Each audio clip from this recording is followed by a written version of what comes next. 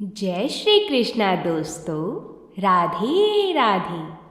आप सभी का अपने चैनल में बहुत बहुत स्वागत है।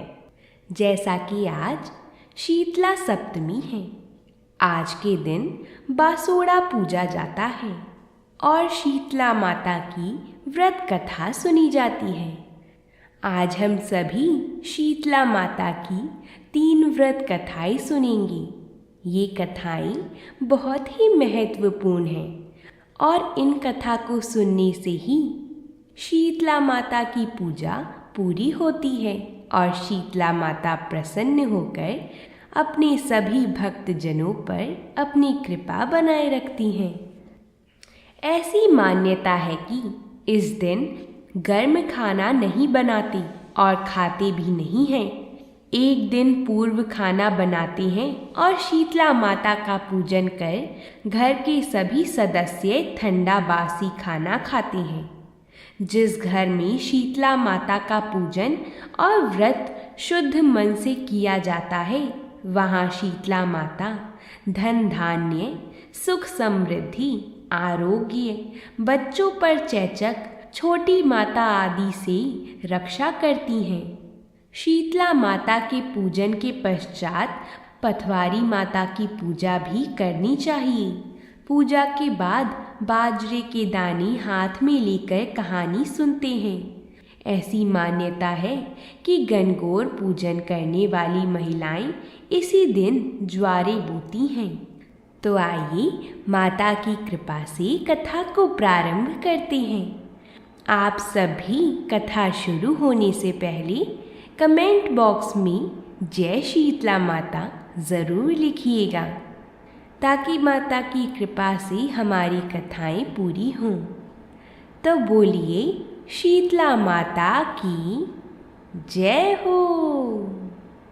पहली कथा के अनुसार चैत्र माह का महीना आया, होली के बाद के दिन आई, शीतला सप्तमी माता आई। सभी लोग कहने लगे, माता आई, माता आई। शीतला माता के स्वागत के लिए किसी ने हलवा बनाया, किसी ने लापसी।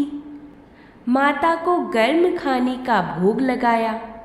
माता के अंग अंग में आग जलने लगी तो माता दौड़ी दौड़ी कुम्हार के घर गईं। कुम्हार को कहा, मेरा अंग अंग जल रहा है। कुम्हार ने माँ को ठंडी मिट्टी से लेप कर दिया। शीतला माता को थोड़ा आराम मिला। वह बोली, बेटा मुझे भूख लगी है। कुम्हार के घर रात की बनी रोटी राबड़ी रखी थी, उसने माता को खिला दी।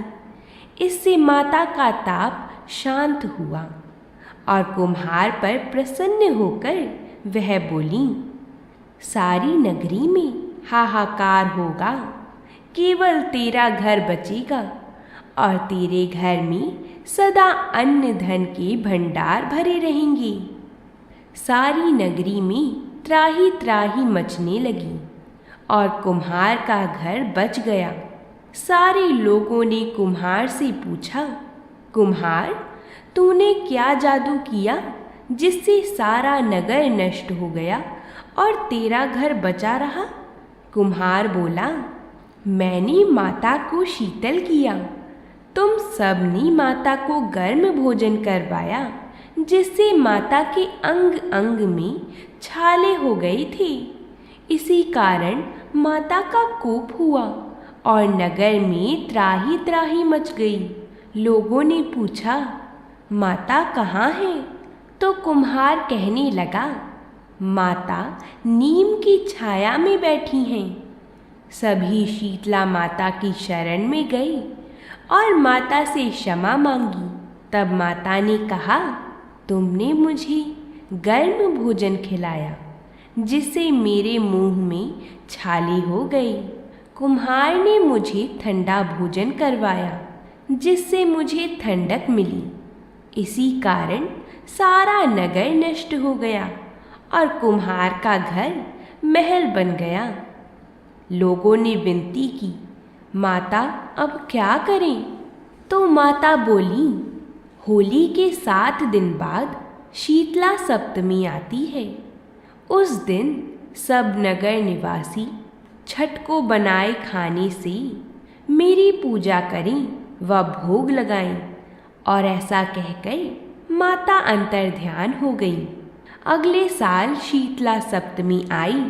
सबने ठंडा बनाया भोग लगाया, माता की पूजा की, जिससे माता प्रसन्न हुई और सारी नगरी में आनंद हो गया।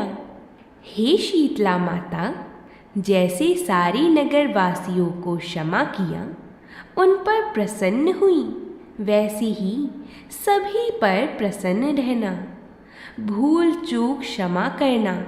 तो बोलिए शीतला माता की जय हो। आइए अब शीतला माता की दूसरी कथा को सुनते हैं। प्राचीन समय की बात है।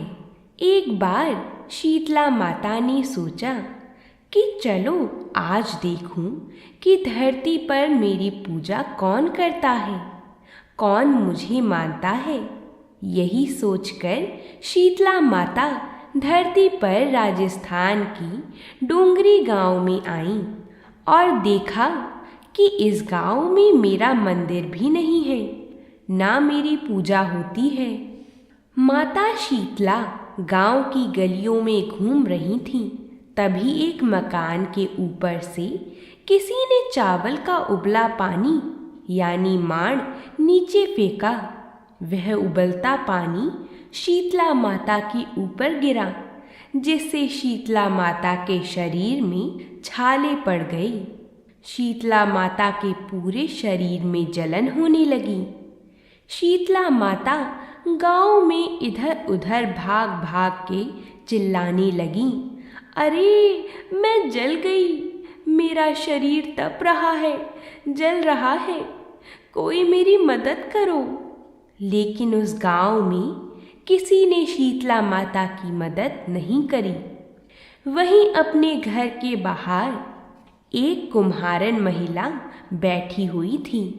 उस कुम्हारन ने देखा कि अरे यह बूढ़ी माई तो बहुत जल गई हैं। इनके पूरे शरीर में छाले यानी फफोड़े पड़ गए हैं। यह तपन सहन नहीं कर पा रही हैं। तब उस कुम्हारन ने कहा, हे माँ, तू यहाँ आकर बैठ जा, मैं तेरे शरीर के ऊपर ठंडा पानी डालती हूँ। कुम्हारन ने उस बूढ़ी माई पर खूब ठंडा पानी डाला और बोली, हे माँ, मेरे घर में रात की बनी हुई राबड़ी रखी है, थोड़ा दही भी है, तू दही राबड़ी खा ले। जब बूढ़ी माई ने ठंडी ज्वार के आटे की राबड़ी और दही खाया तो उनके शरीर को ठंडक मिली। तब उस कुम्हारन ने कहा, आ माँ बैठ जा, तेरे सिर के बाल बिखरे हैं, ला मैं तेरी चोटी गूंथ देती हूँ। और कुम्हारन माई की चोटी गूंथने हेतु कंघी बालों में करती रही। अचानक कुम्हारन की नज़र उस बुढ़िया माई के सिर के पीछे पड़ी तो कुम्हारन ने देखा कि एक आँख बालों के अंदर छुपी है। यह देखकर वह कुम्हारन डर के मारे घबराकर भागने लगी। तभी उस बुढ़िया माई ने कहा, रुक जा बेटी, तू डर मत, मैं कोई भूत प्रेत नहीं हूँ, मैं शीतला देवी हूँ। मैं तो इस धरती पर देखने आई थी कि मुझे कौन मानता है, कौन मेरी पूजा करता है। इतना कहकर माता 4 भुजा वाली हीरे जवाहरात के आभूषण पहने, सिर पर स्वर्ण मुकुट धारण किए अपने असली रूप में प्रकट हो गईं। माता के दर्शन कर कुम्हारन सोचने लगी कि अब मैं गरीब इस माता को कहाँ बिठाऊं। तब माता बोली, हे बेटी, तू किस सोच में पड़ गई। तब उस कुम्हारन ने हाथ जोड़कर आंखों में आंसू बहते हुए कहा, हे माँ, मेरे घर में तो चारों तरफ दरिद्रता बिखरी हुई है, मैं आपको कहाँ बिठाऊं?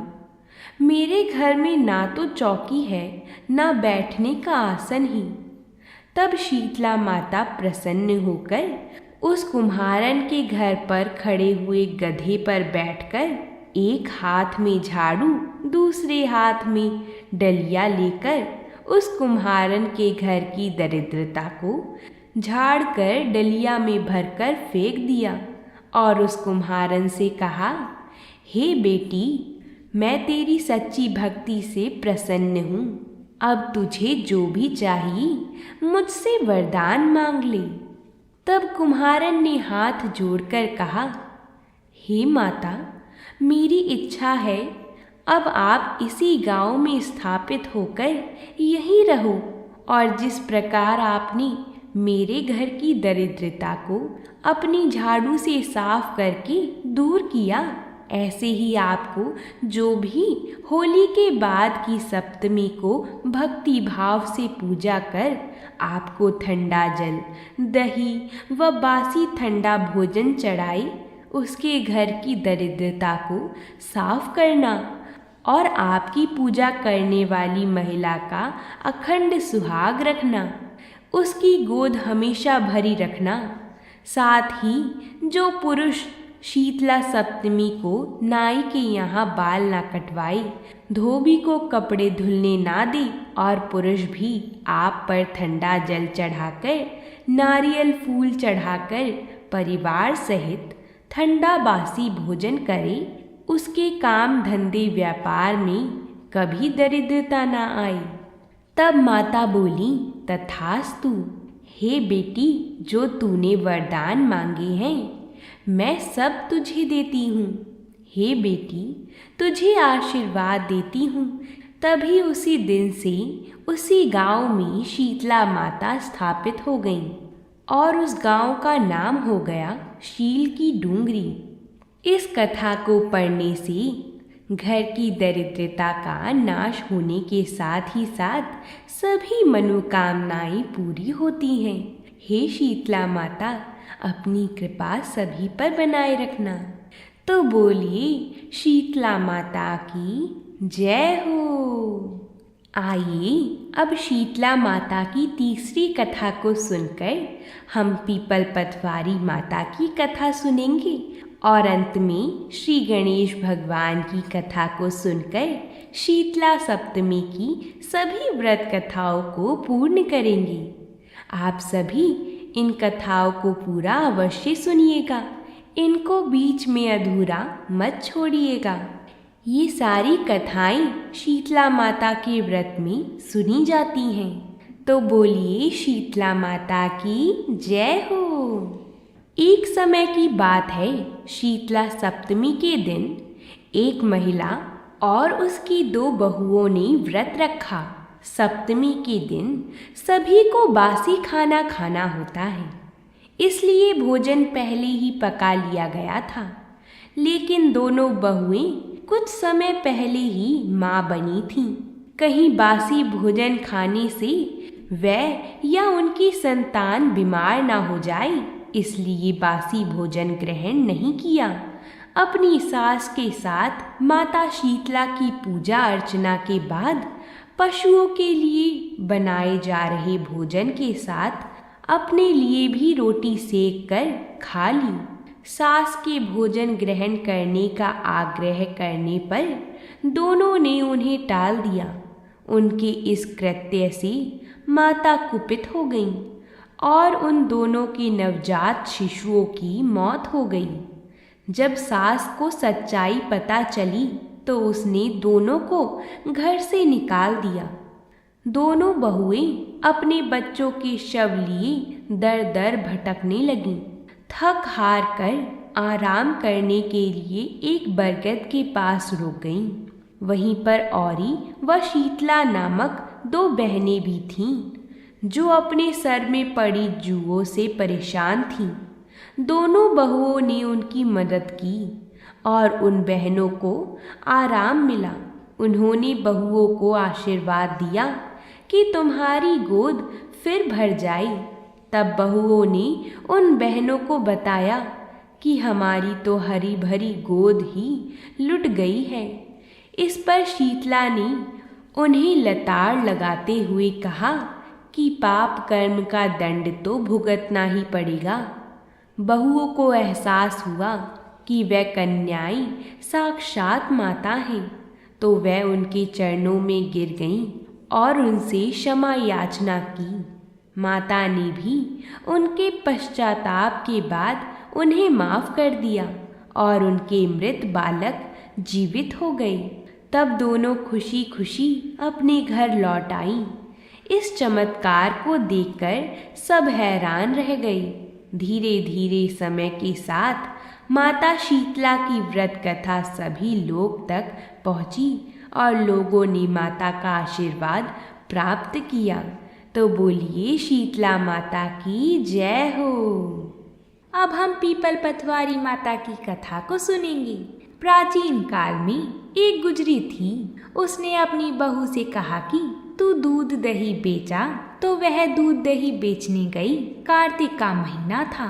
वहाँ पर सब औरतें पीपल सींचने आती थीं। तो वह भी बैठ गई और बाकी औरतों से पूछने लगी कि तुम यह क्या कर रही हो।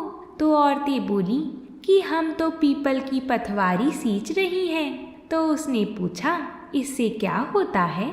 औरतों ने जवाब दिया कि इसके करने से अन्य धन मिलता है, वर्षों का बिछड़ा हुआ पति मिलता है। उस गुजरी ने कहा कि तुम तो पानी सींच रही हो, मैं तो दूध दही से सींचूंगी। उसकी सास रोज कहती कि तू दूध दही बेचकर पैसे लाकर दे। तो उसने कहा जब कार्तिक का महीना पूरा हो जाएगा तब मैं लाकर दूंगी। और कार्तिक का महीना पूरा हो गया। पूनम के दिन गुजरी ने पीपल पथवारी माता के पास धरना लेकर बैठ गई। पीपल ने पूछा कि तू यहाँ क्यों बैठी है। उसने कहा मेरी सास दूध दही के पैसे मांगेगी। तो पीपल ने कहा मेरे पास पैसे नहीं हैं, यह पत्थर डंडे पान पत्ते पड़े हैं, वह ले जा और गुल्लक में रख देना। जब सास ने पूछा पैसे लाई है। तो गुजरी ने कहा मैंने पैसे गुल्लक में रखे हैं। तब सास ने गुल्लक खोलकर देखी तो सास देखती रह गई कि उसमें हीरे मोती जगमगा रहे हैं।